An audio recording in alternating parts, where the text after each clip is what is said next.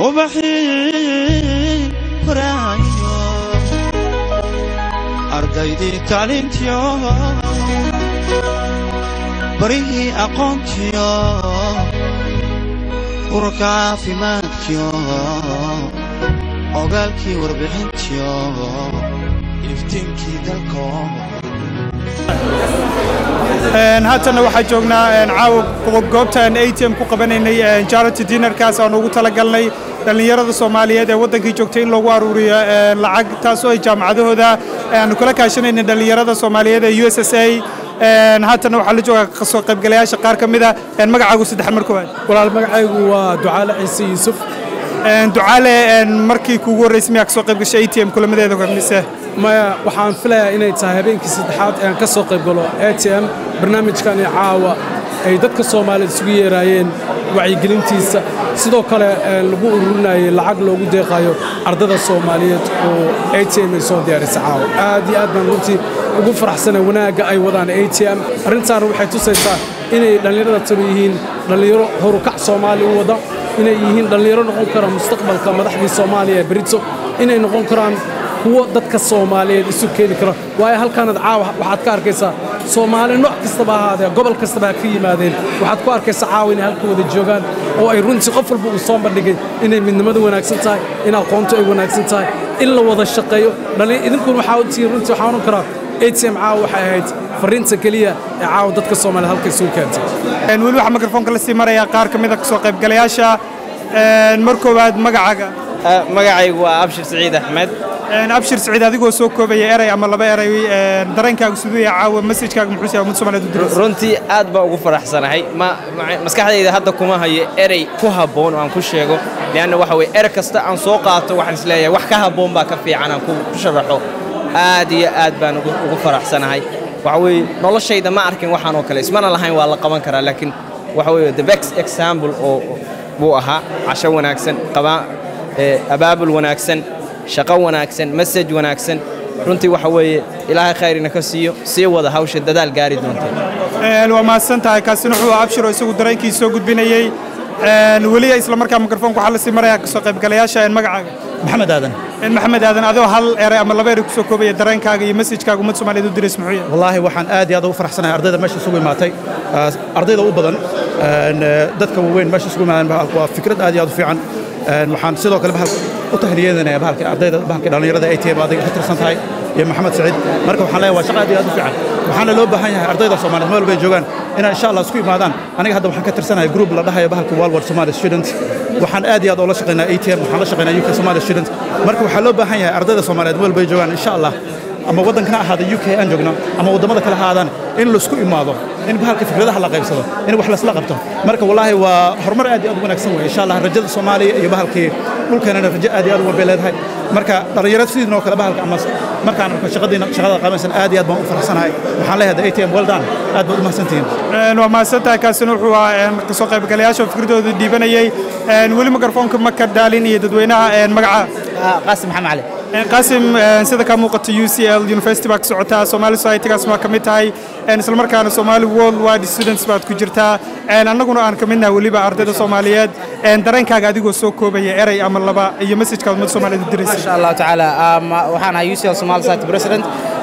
ما شاء الله ATM وولالهن oo dhamaanteen kooda midnahay Worldwide Somali Students waxayna la dagaalameen qabyaaladda iyo sida maaragtay ummadda Soomaaliyeed uga ilaalin lahaa caawa xafladan aad ugu faraxsanahay ma sha Allah hada ardayda Soomaaliyeed nahay waxaan rajaynaynaa qayb walba ama front walba inaan ka soo galno bulshadeena saaxan ku qaban lahayn arday kasto Soomaaliyeed waxaan dhihi lahaa oo ATM ka tirsanay arday walba caalamka joogo in maxaa la yiraahdaa nagala qayb galaan barnaamijka sanadka dambe ka u socono Operation Go maaragtay Restore Hope Soomaaliya insha Allah 2012 waxaan u rajaynayaa dhammaan ardayda Soomaaliyeed meel kasta joogaan inay ka qayb qaataan si dalkooda iyo dadkooda wax loogu qaban lahaa in adinkii ku hadlayna maaha in anaga nagu hadlayna qof walba anaga naga mid ah inuu ku dadaalo bulshadiisa inuu caawiyo ilaahay idinkii Soomaaliya waxaan rajaynayaa inay maaragtay very prosperous future na yeelan doonto insha Allah waa maasanta kaasina wuxuu Qaasim oo ka tirsan UCL Somali Society-geeda isla markaa haatan waxa ay muuqda abwaan Soomaaliyeed Cabdi Shire Jamac كل دتكو عبدياشي نسكو بدين بمالينا عبد جوقلنا واقعناي بل دتكو أديكو عاوك سوق بقول كاجا درين كاجا أديكو إيري يلبوك سوكو بيه عبد الصعب المصادر حد لما سوكو بكرو وحنا هذا markay haddii xataa boqoradda waddankan ay casuumtay ATM markay casuumaan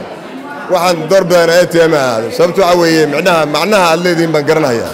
laba meelood baan macnaha arrinta laba sababood baan macnaha halkan ay keentay waa maro waxaan ogaa in macnaha lagu ururay qaaraan dadka dhibaataysan macnaha wax lagu taraayo iyo inaad ka hadlaysaan ummadda aad wacyi gelinaysaa qabyaaladda dhibaatada ay leedahay haddii aan ku hormaro middan macnaha wax dirista waxaan leeyahay ummadda Soomaaliyeed meel walba ay joogaanba waxaad haystaan dira hawaayina oo helo waxaad haystaan dira waad helaysaane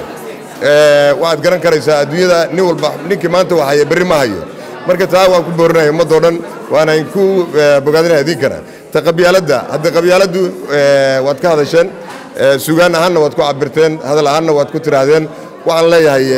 qabyaaladdu aniga iyo jiilkayga iyo kuwa naga waaweynaa ayayna baabiisay waxaan idinka idin leeyahay qabyaaladda waxaad uga bixi kartaan oo aad minaha uga gudbi kartaan waxa weeye waxbarasho waxaan aaminsanahay minaha qof kastoo halkan yimid Soomaaliya qaxootinimo ku yimid marka waxaan u baahanahay wixii dhalinyaraha caawa halkan aad ka arkayna faraha badnaa in from asylum seeker to PhD holders haddii intaa la helo qabyaaladdu way iska dhammaanaysaa sababta qabyaaladda waxaa ku qaraabtay nimaan aqoon lahayn nin aqoon leh macnaha imtixaanka ku guulaysanayo uma baahna qabiil ما شاء الله الحمد لله رب العالمين السلام عليكم ورحمة الله وبركاته مركو ريتو وحان لي وحان مهد وعلينا الله سبحانه وتعالى نأهيسي مركا لبادنا وحا حمان كنستانتاي نبينا عليه الصلاة والسلام نبي محمد نحريسي نبي قليل دوشي ساعات انتا كقدالون هانتي وحان ليه كرا عوضا دالي يردان انتي ترابليزم موفمنتي او بروغرام كان سو قبقابي إلهي با مهد له مهد وينها كقارتو sababtoo ay tahay waxa weeye run ahaantii waxaan dareemi karaa ama aan shucuubtayda ay tahay ama aan arki karaa in ay yihiin dhalinyaro run ahaantii waxaan dhihi karaa maanta noo kacday ama aan ku diirsanay aniga waxaan ahay hooyo waxaan dhalay caruur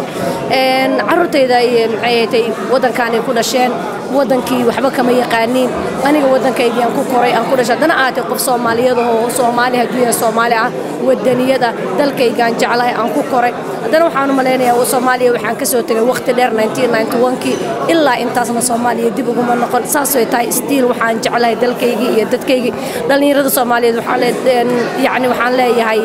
waxan iyo ay sameeyeen waa wax lagu dayasho mudan waa wax aan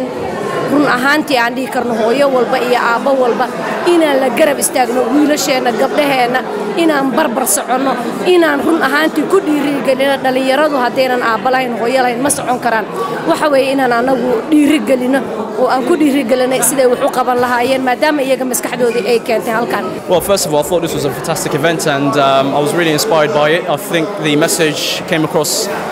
very effectively and very clearly that the anti-tribalism movement is about ensuring that we have a cohesive, united community rather than a divided one. And my message to everyone is let's put the past and leave it in the past and let's look to the future and let's all be united and look for ways to rebuilding our country back at home. magacaagu markoowaad magacaygu waa Cabdinuur Cabdinuur hal ama laba eray dareenkaaga iyo ummadda Soomaaliyeed fariinta u diraysa fariinta ummadda Soomaaliyeed u diray waxay tahay inay raacaan tusaalaha ATM meeshan ka wadaan oo rag dhalinyaro ah oo ummadda ku gubaabinaysa inay waxyaalaha tribalism ku saabsan ama waxyaalaha negative-ka oo dhan ay dadka ka guuriyaan islama USSA caaw kulanka isugu nimid wixii ka soo baxay sadaqadaas idinka la idinku soo wareejin doonaa idinkuna ummadda Soomaaliyeed ee wadankii jooga ayaa si gaarsiin doontaan hal eray ama laba eray taasna ku soo koob wala hadda UK Somali student nahay waa ku mahadsantahay horta ATM maanta dadka lacagta ay u aruurisay dhalinyarada Soomaaliya ku dhibaataysan oo waxbarashada loo furayo waxaan ummadda Soomaaliyeed u sheegaynaa inay ka qayb qaataan oo wadanka ay wax u diraan oo ay dhismihii ka qayb qaataan hadday waxbarasho tahay hadday wax kala tahay magacaaga koowaad markoowaad magacaaga Cabdullaahi Guuleed baa la yiraahdaa Cabdullaahi waxaad tahay counselorka xaafadan aan u joogno marka bal dareenkaaga ka soo qaybgalka caaw sidoo yahay horta aad iyo aad baad u mahadsantihiin aad bay u wanaagsanayd ismaan lahayn moogtay Soomaali intaan aad joogto marka aad iyo aad baan ugu farxanahay aniga quran maaha waxa ka soo qaybgal liidarkii Ealing Council Julian Bell marka aad bay wanaagsan runta message-kaaga ama